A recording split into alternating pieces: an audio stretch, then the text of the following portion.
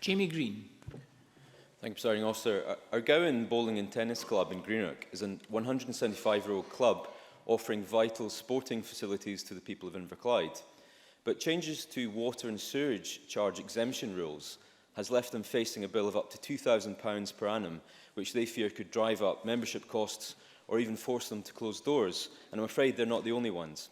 What comfort can the First Minister provide charities, clubs, village halls and sporting groups right across Scotland that the government will seriously look at these charges, and will she commit to a full and open review into this policy?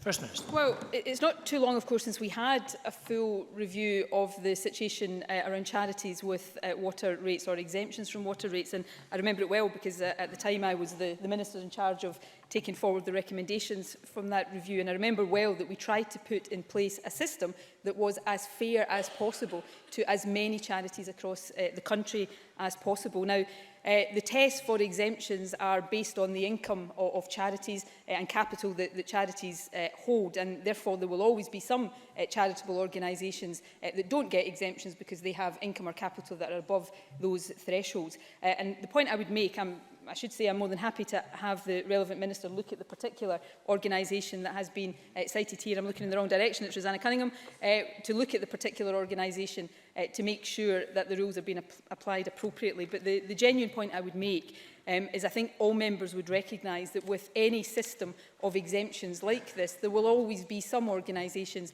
that do not qualify for the exemptions. And I know that that will be very difficult for organisations who are in that position. But I'll ask Rosanna Cunningham to look at this particular case and report back to the member in due course.